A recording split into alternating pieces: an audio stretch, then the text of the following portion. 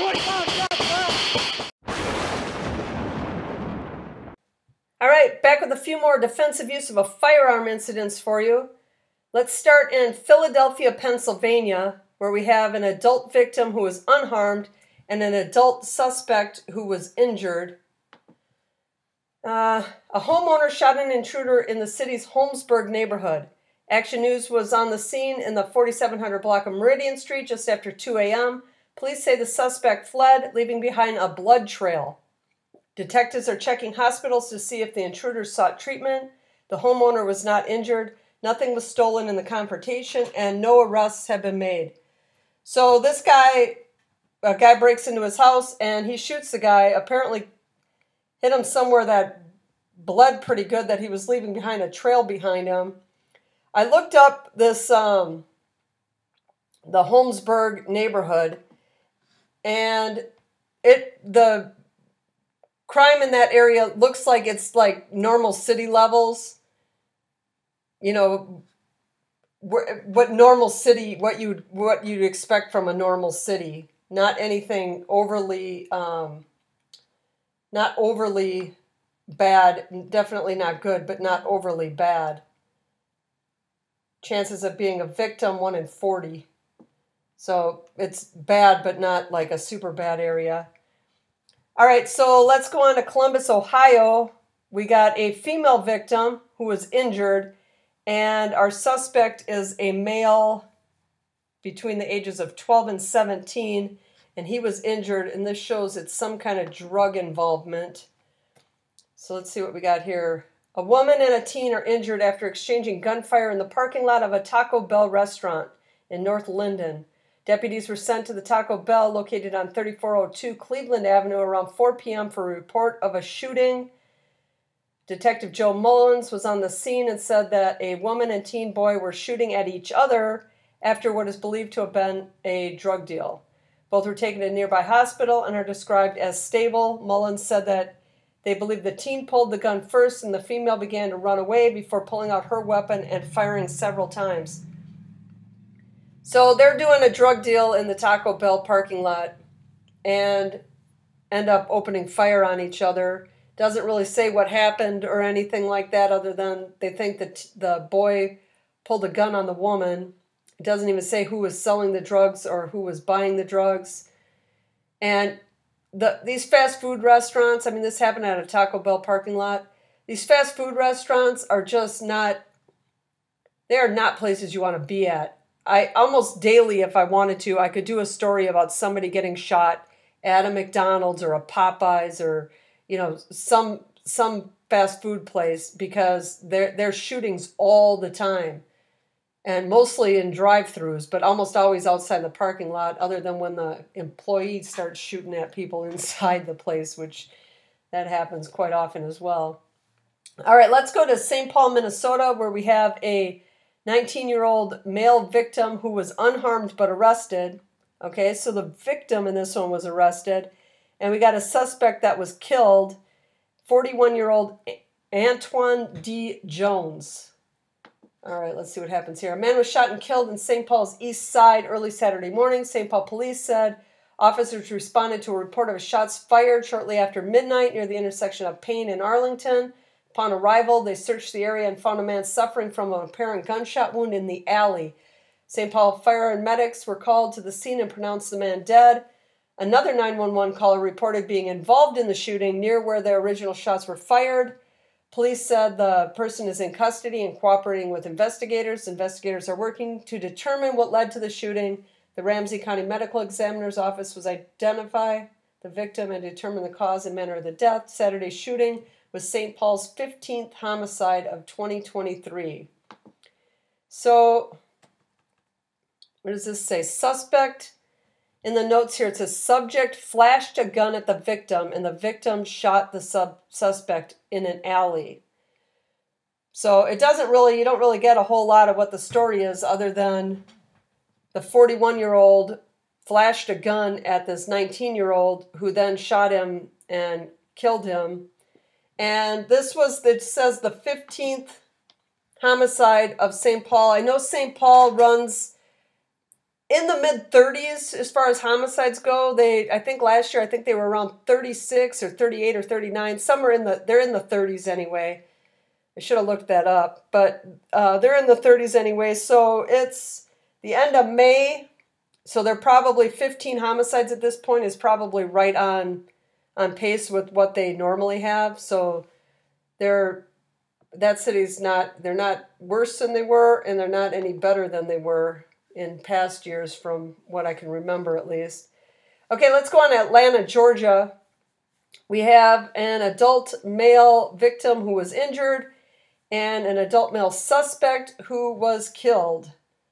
Store clerk shot, fires back, killing suspect. Okay, let's see what this one says. A person is dead after an early morning shootout with a grocery store clerk. Officers were called around 2:45 a.m. after the exchange of gunfire Saturday morning. Police said the store clerk of Star Groceries, located at 1955 Campbellton Road, was shot. The clerk fired back, killing the person. When officers arrived, they found a male lying on the floor inside of the location. He had been shot. When medical first responders arrived, they determined he was dead. The store clerk drove himself to the hospital and is currently recovering at Grady Memorial. According to police, officers are investigating the circumstances of the shooting. So this is another shooting at this says a grocery store, which you can put grocery stores in with the same category as convenience stores. And if you're going to go into these places and try robbing them, you have to know that they all have guns now. And this is Atlanta, so you know they really all have guns.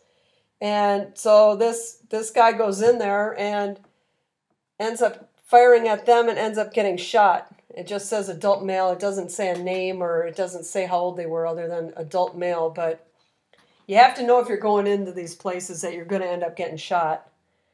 So now on to Houston, Texas, because I think it's been like 4 or 5 of these in a row that there has been a Houston, Texas in. I'm actually going to look that up after, like, how many of these have happened in Houston, Texas, because there appears to be more in Houston than any other single place when I do these. It seems like there's always one in Houston. So we have an adult male victim who was unharmed, and we have an adult male suspect who was killed. And this law enforcement believes incident to be a self-defense may change. Okay. A man was shot and killed in a busy Midtown parking garage on Saturday afternoon in what police believe may have been an act of self-defense. Officers were called to the 3200 block of Louisiana Street around 3 p.m. When they arrived, a man said to be in his 30s was found dead. Chentry said surveillance footage shows the man in his 30s attempting to open the suspected shooter's driver's side door when he was sitting in the seat, causing him to open fire. Police were able to locate a knife near the victim's body, but said it's too soon to confirm if it was his, if he brandished it, or if it was visible during the incident. It doesn't appear that there was any physical or verbal dispute between the men prior to the shooting. Legal analyst Steve Schlist said involvement and visibility of the knife would likely impact their decision. It's not black and white in Texas. Still, Schlist said he believed that this will likely be considered a case of self-defense because the shooting victim opened the car door. So this guy's in a parking garage, sitting in his car, and this other dude walks up and tries to open his car door. And whether the knife he had was visible or not, the guy in the car must have had his gun in his lap because he pulled it out and shot the guy right away. And that victim, that guy died. So they're calling this self-defense. And if the guy had a knife and he's opening your car door, I don't know what else they expect you to do. All right, so this is our last one. This one we're going up to Anchorage, Alaska. And I don't really do a whole lot of stuff on Anchorage, Alaska. And the funny thing about Alaska is, everybody's got guns in Alaska, but you don't hear about too many incidents. Really, if you think about what percentage of the population has guns in Alaska, you don't find anywhere near that with like shootings and that. So we got a victim, 34-year-old Aaron D. Hambright. He was unharmed and arrested. Okay, our victim was arrested. We got a suspect that's an adult male that they're just showing him being injured. All right, this is an actual police report. Initial indications are that 34-year-old Aaron D. Hambright, who was working security at the Holiday gas station, contacted an adult male inside the building. The adult male was acting erratically.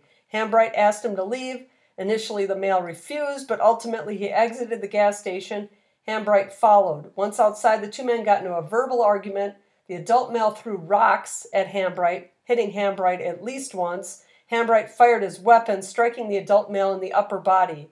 After being interviewed by detectives at the Anchorage Police Department, Hambright was remanded at the Anchorage jail on the felony charge of assault 1. Hambright did have visible injuries from being struck by the rock. He did not require medical attention. So this guy, I don't know how this isn't being considered self-defense. He was remanded to jail on a felony charge of assault 1. And they get in an altercation. The guy throws a rock at him. Apparently throwing a rock is not considered deadly.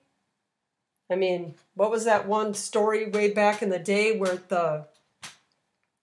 was it the David and Goliath story where David threw the little pebble at him and hit him in the right spot in the head and knocked him out?